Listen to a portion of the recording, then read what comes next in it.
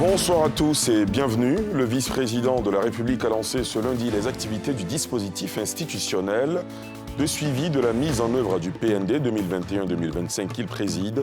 Il s'agit d'un outil de coordination et de supervision dans le texte de la mise en œuvre du plan national de développement. Il y a un mois, jour pour jour, la SOTRA a déployé ses services à Yamoussoukro.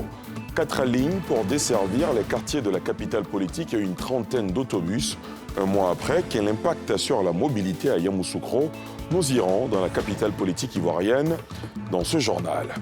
Et puis à l'étranger, porté disparu depuis plusieurs jours, le journaliste camerounais Martinez Zogo, célèbre présentateur d'une émission qui dénonce l'état de la société, a été retrouvé mort hier. C'est la consternation chez ses proches et organisations de droits humains qui dénoncent et souhaitent que justice soit rendue. Tout d'abord, cette nouvelle étape dans la mise en œuvre du plan national de développement, le PND 21-25, après la promulgation de la loi portant PND 2021-2025 et après l'adoption du décret d'application de cette loi, le vice-président de la République a procédé ce lundi au lancement officiel du dispositif de suivi et évaluation de la mise en œuvre de ce PND 2021-2025 en présence de tous les acteurs concernés, dont les partenaires au développement, l'éclairage de Salif Yalekwe. La Côte d'Ivoire se donne les moyens pour la mise en œuvre de son 3e plan national de développement 2021-2025. Le vice-président ivoirien Thiemo Meïlie Koné, par ailleurs président du Conseil présidentiel d'orientation, a lancé officiellement les travaux du dispositif de suivi-évaluation de sa mise en œuvre. La forte mobilisation à l'occasion de cette cérémonie traduit ainsi la volonté de tous et de chacun de contribuer à la dynamique volontariste impulsée par le président de la République, son Excellence M. Alassane Ouattara, de promouvoir la bonne gouvernance. L'objectif visé est de disposer d'un mécanisme de suivi intégré, inclusif et performant pour garantir l'atteinte des objectifs du PND 2021-2025 fondé sur le programme d'une Côte d'Ivoire solidaire. Outil participatif et inclusif, ce nouveau cadre est salué par toutes les parties, du gouvernement aux collectivités territoriales en passant par le secteur privé et les partenaires au développement. Le dispositif de suivi du PND 2021-2025 présente 2 innovations majeures que je voudrais relever. 1. Il institue des groupes de travail sectoriels dans les ministères techniques. Chaque groupe est constitué de plusieurs ministères techniques en fonction de leur mission et un ministère chef de file est désigné. Les groupes de travail sectoriels comprennent également les représentants des partenaires, le secteur privé et la société civile. La deuxième particularité, c'est que ce dispositif se déploie à l'intérieur du pays. Dans cette dynamique, la CGC a déjà entrepris de renforcer le dialogue avec le ministère du Plan et du Développement et cette initiative sera poursuivie avec les autres ministères. Nous avons également mis en place au sein de notre confédération un comité ad hoc de suivi de la mise en œuvre du PND afin d'assurer une contribution active du secteur privé. Adopté le 6 septembre 2022 lors d'un Conseil des ministres, le nouveau cadre institutionnel de suivi du PND 2021-2025 comprend un Conseil présidentiel d'orientation, un comité de pilotage, un comité technique, un secrétariat technique de suivi, les comités de district et les groupes de travail sectoriels. Le PND 2021-2025 vise à lever les obstacles résiduels pour accélérer la transformation économique et sociale du pays, amorcée avec la mise en œuvre des précédents plans de développement. Pour ces 5 années, le gouvernement a prévu de grands projets structurants dans plusieurs secteurs d'activité, avec des investissements estimés à 59 000 milliards de francs CFA. Ce matin s'est ouverte une session de formation pour renforcer les capacités des agents de sûreté des installations portuaires spécialisées dans la conduite d'une évaluation de sûreté et l'élaboration d'un plan de sûreté. L'instruction qui se tient dans les locaux de la Direction générale des affaires maritimes et portuaires est assurée par des experts américains, comme nous l'indiquent Mardoché Kwasi et Eric Kimo. Cette formation à l'attention des agents de la sûreté vise à les doter de compétences requises dans l'analyse des risques encourus par un port ou l'installation portuaire dont ils ont la responsabilité afin d'être à mesure d'identifier les parties susceptibles d'être la cible d'une éventuelle menace de sûreté. À terme, ils pourront prendre les mesures nécessaires à la prévention et à la lutte contre les menaces de sûreté auxquelles ils pourraient être confrontés. Nous sommes sortis de la liste noire des ports non sûrs et non fréquentables des Américains. Donc il s'agit pour nous de continuer sur cette lancée et faire en sorte que les ressources humaines, à savoir le personnel aussi bien des affaires maritimes que des installations portuaires, aient véritablement la formation requise, les connaissances requises pour véritablement aider à l'atteinte de cet objectif. Nous constatons qu'il y a énormément d'améliorations au niveau des questions de sûreté par rapport aux installations portuaires de la Côte d'Ivoire. Nous remarquons qu'il y a eu un changement entre les gardes-côtes et les autorités ivoiriennes et au fil des années, nous voyons vraiment cet effort-là en train de payer progressivement. L'objectif pour la formation de cette semaine est de faire en sorte que les échanges entre la Côte d'Ivoire et les USA puissent continuer. Pour ce faire, il va falloir faire une formation qui nous aidera à améliorer nos capacités, à évaluer les différentes menaces au niveau de nos installations portuaires et à pourvoir au développement des plans pour pouvoir juguler ces différentes menaces afin que nous puissions poursuivre notre partenariat. Ce sont au total 35 agents sélectionnés parmi les agents de sûreté des installations portuaires PFSO et ceux de la Direction générale des affaires maritimes et portuaires, DGAMP, en charge de la sûreté maritime et portuaire, qui prennent part à cette rencontre. L'agent de sûreté du port, PSO, et l'agent de sûreté de l'installation portuaire coordonnent et veillent au respect des mesures de sûreté dans leurs structures respectives. Ce sont donc des maillons essentiels dans la mise en œuvre des mesures de sûreté. Il y a un mois, jour pour jour, la SOTRA déployait ses services à Yamoussoukro, une trentaine d'autobus pour desservir 4 lignes qui relient les quartiers de la capitale politique ivoirienne. Un mois après, quel impact sur la mobilité à Yamoussoukro? Comment réagissent les usagers, les automobilistes? Les premiers résultats sont-ils encourageants? La réponse dans ce reportage de Pierre Dipomelin. Les autobus de la SOTRA font désormais partie du paysage de la capitale politique Yamoussoukro depuis maintenant un mois. Les premiers bénéficiaires sont les élèves et étudiants qui parcourent de longues distances pour rallier leur établissement scolaire. Le bus m'arrange vraiment parce que chez moi est très loin. Et puis en plus, c'est pas coûteux. C'est pas coûteux parce que quand je prenais le taxi avant, ça faisait 300. 300 bon. Le mois, ça fait cher quand on récapitule. Mais avec le bus, 3000, je recharge chaque mois. Bon, c'est avantageux pour moi. Parce que le bus, chaque jour, nous pour aller à l'école, on n'a pas besoin de marcher. Parce que quand on marche, ça nous fatigue. La société de transport abidjanais a démarré avec 4 lignes et une trentaine d'autobus. La ligne 331 qui part du quartier Ebenezer au corridor sud. Ligne 332 de la fondation FHB à l'INPHB Nord. Ligne 333 terminus Kokrenou, Sopim à terminus Kwangbassou.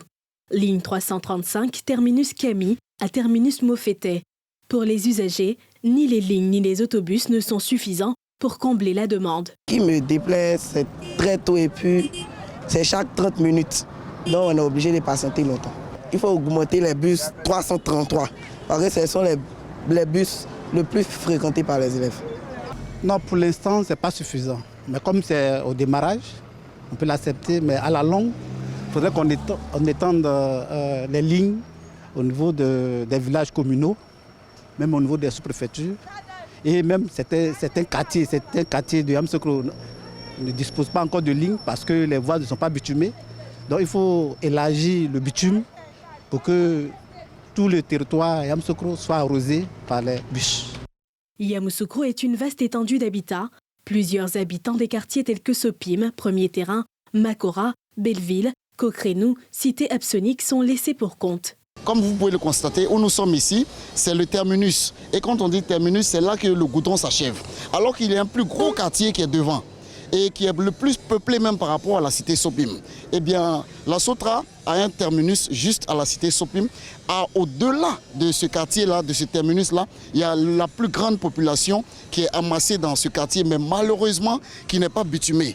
Et la population se plaint. Les gens quittent 7 à 8 km pour venir ici à l'arrêt de la cité Sopim, mais à pied. Bon, il faut dire la SOTRA, elle a 4 lignes. Les lignes là ne passent pas, ça ne vient pas ici. La SOTRA n'arrive pas ici parce qu'il n'y a pas de bitumage. Voilà, donc si elle arrivait, ça serait encore plus mieux, ça allait arranger la population habitant d'ici. Après Bouaké et Yamoussoukro, la Sotra va se déployer à San Pedro, Korogo et à terme dans toutes les capitales régionales du pays.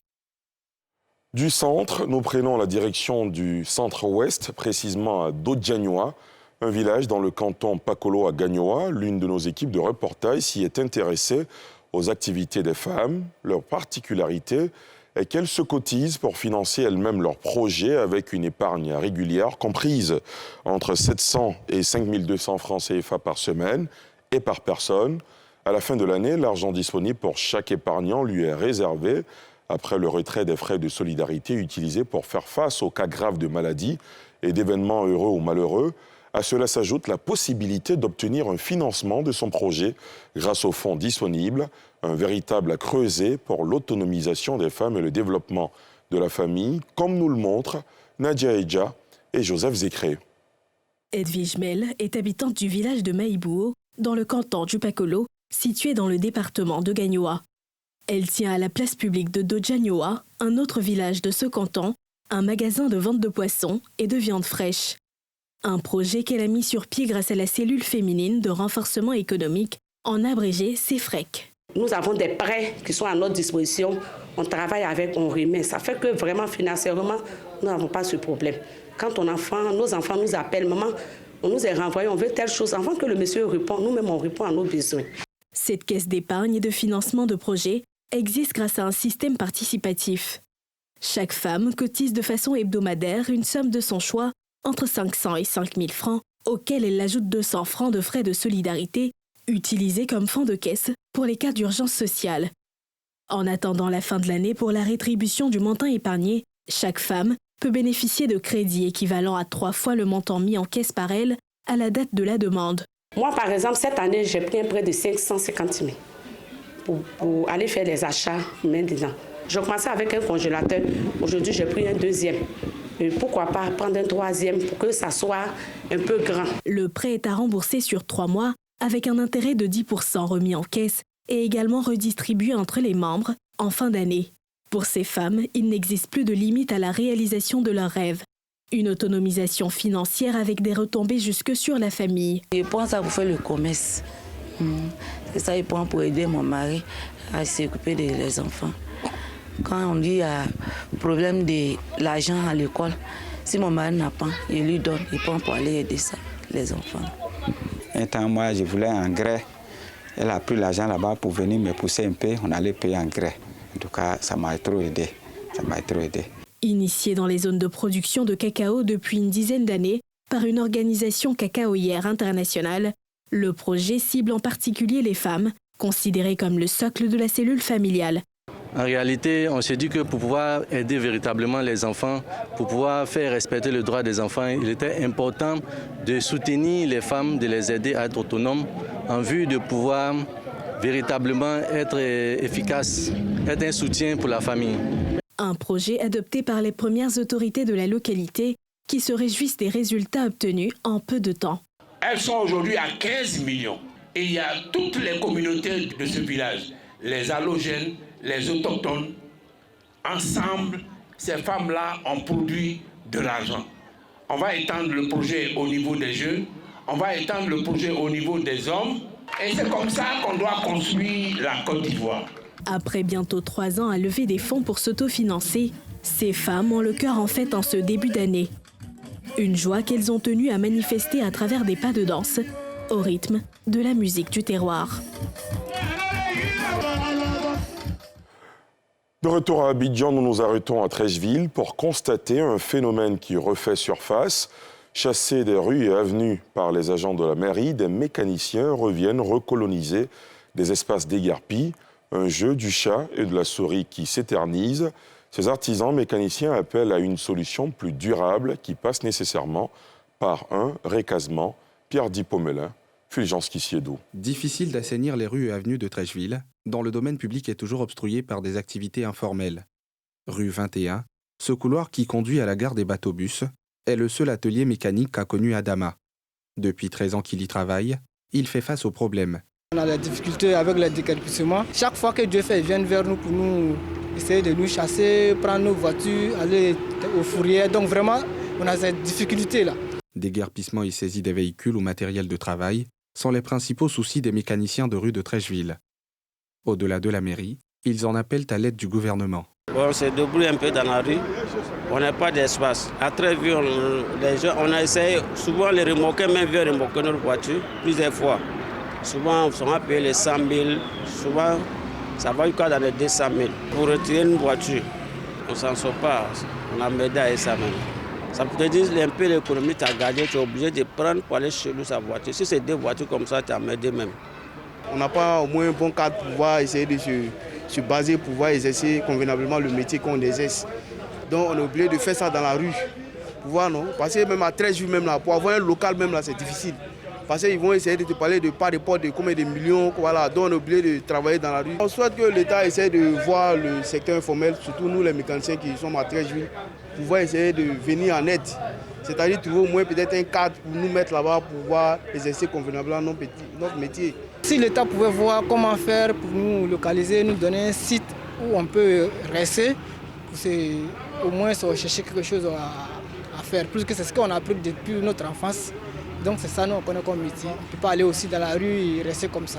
N'ayant où aller, ces mécaniciens, après avoir été dégagés de force par la mairie, reviennent toujours recoloniser les espaces. Quand on nous chasse, après on revient. Parce que tu n'as pas quoi à partir. Tu ne peux pas aussi aller dans la rue en train de faire autre chose que tu ne peux pas faire. Après, il y a la galère qui est là, on doit obliger de payer maison, faire truc. On est obligé de revenir sur le site. À chaque moment, la mairie vient nous déranger. Bon, on n'a pas aussi de moyens pour pouvoir trouver un coin bien encadré pour pouvoir faire notre travail. Bon, à un moment, j'ai vu que l'amènement était trop. À un moment, j'ai vu que non, ça devient trop. Je suis obligé d'abandonner le garage pour pouvoir aller faire pied surtout.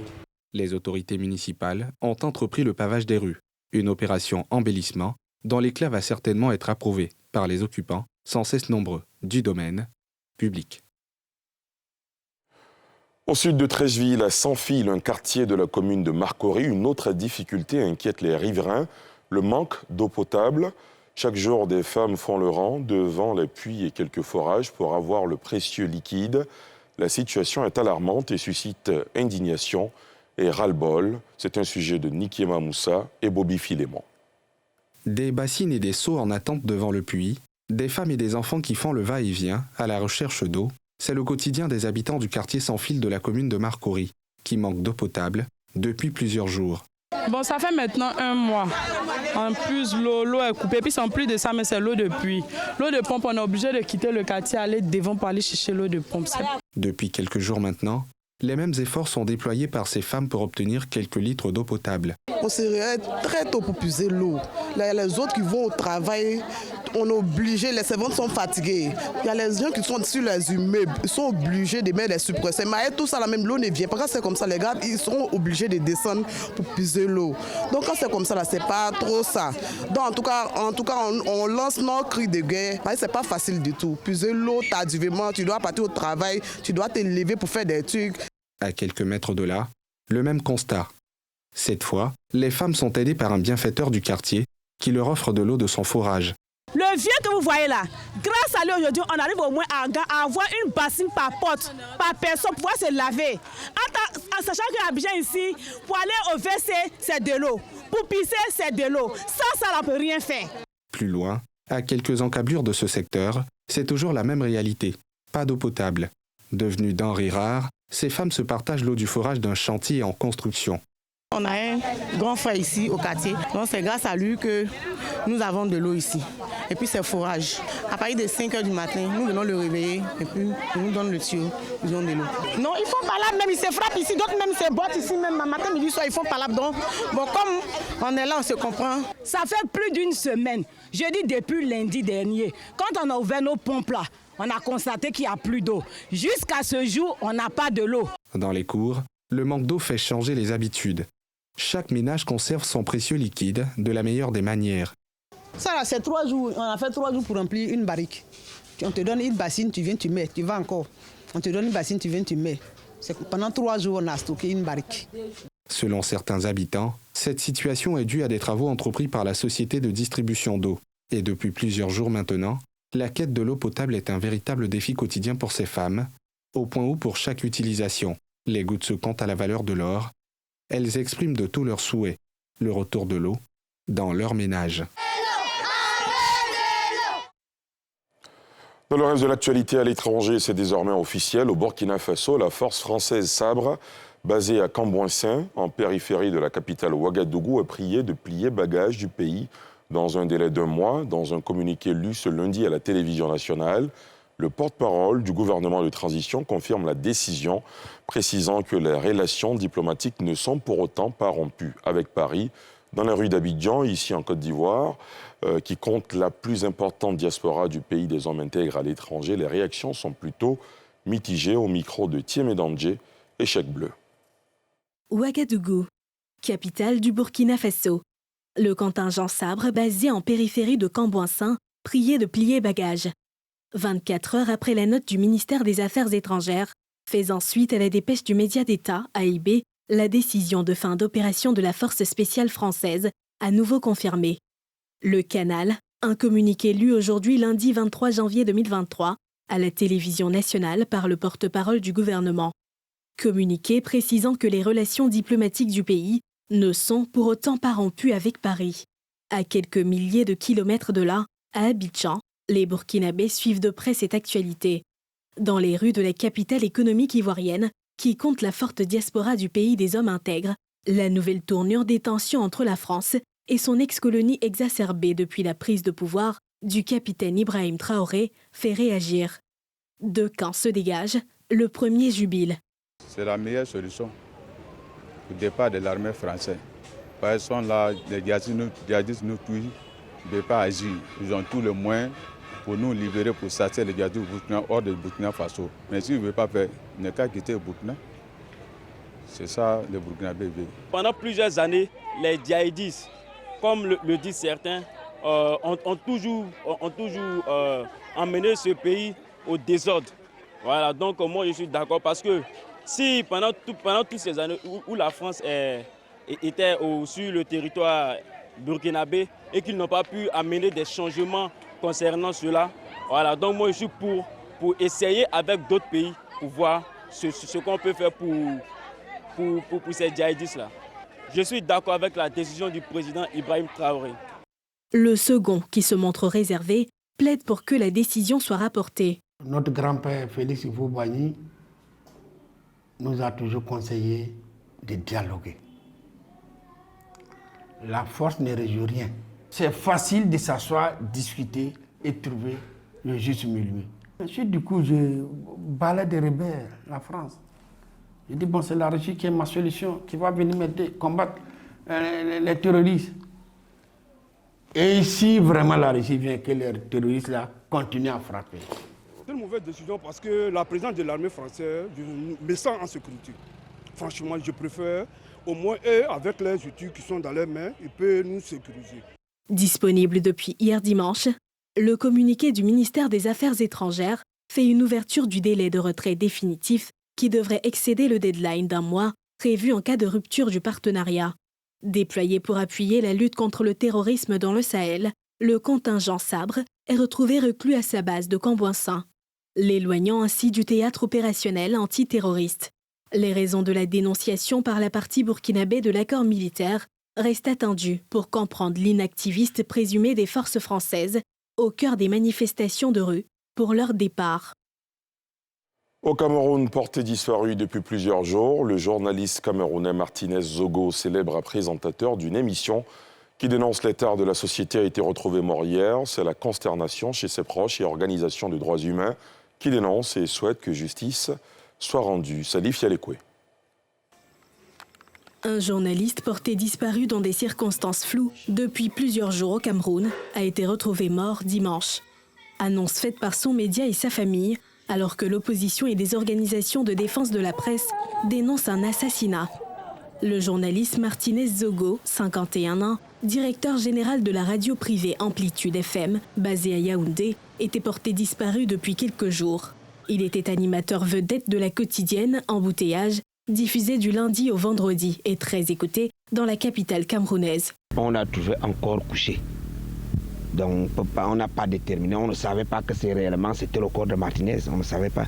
Nous on se demandait déjà même que l'équipe peut même faire ce problème, venir laisser quelqu'un comme ça, parce que le corps se décomposait déjà. Tes collègues te pleurent, ta famille tout entière te pleure. Maestro, regarde dans quelle tristesse tu nous laisses. Est-ce que cette façon dont tu pars nous saura encore encourager de continuer cette profession digne? Je ne pense pas. Parce qu'il est inadmissible qu'on enlève quelqu'un devant une gendarmerie et qu'on fasse 5 jours sans le retrouver et qu'on le retrouve mort 5 jours après. Ça veut dire que, connaissant la vivacité de nos forces de l'ordre et de sécurité... Sur place, on dénonce cette situation tragique. Les autorités sont invitées à faire toute la lumière sur cet assassinat. Nous leur demandons d'accompagner les organisations de la société civile afin que l'État du Cameroun rende compte, conformément aux traités et conventions librement ratifiés, que toute la chaîne de commanditaires et exécutants soit publiquement punie. Ils sont tous et toutes connus. Que nous leur demandons ici et maintenant, les Nations Unies, l'Union africaine, la Commission africaine des droits de l'homme, les représentations diplomatiques accréditées au Cameroun, de sommer le gouvernement du Cameroun à libérer tous les journalistes, les militants politiques, les prisonniers d'opinion anglophones. Le syndicat national des journalistes du Cameroun a dit dans un communiqué sa consternation, dénonçant un assassinat odieux et appelant les travailleurs des médias à se vêtir de noir le 25 janvier pour marquer le deuil. L'International Press Institute, organisation de défense de la liberté de la presse basée à Vienne, a exhorté les autorités camerounaises à enquêter rapidement sur le meurtre horrible du journaliste Martinez Zogo et veiller à ce que les coupables soient traduits en justice. L'opposition politique s'est également indignée, à l'image du député de l'opposition du Social Democratic Front, SDF, Jean-Michel Ninche, qui a dénoncé dans un communiqué un crime qui ne saurait rester impuni. C'est ici que prend fin ce journal. Ce soir encore dans Focus Fait divers, une histoire inédite. Parti pour une virée nocturne entre amis dans la ville d'Akoupé le 24 décembre dernier, le jeune Brian, plein de vie et sans problème, ne reviendra plus auprès des siens, mais il sera plutôt retrouvé mort pendu devant la maison familiale. Quelle est la cause réelle de cette mort? Retour sur cette histoire mystérieuse dans Focus Fait divers avec Evelyne Débat dans quelques instants seulement. Et puis, à 20h30, vous retrouverez NCI Sport avec Tia qui interviewe en direct ce soir la pépite du football ivoirien, Konaté Karim, qui joue à Salzbourg en Autriche. Merci de nous avoir suivis. C'est ici que prend fin ce journal préparé par l'ensemble de la rédaction, réalisé par Moussa Doumbia. Je vous souhaite de passer une excellente soirée sur la nouvelle chaîne ivoirienne.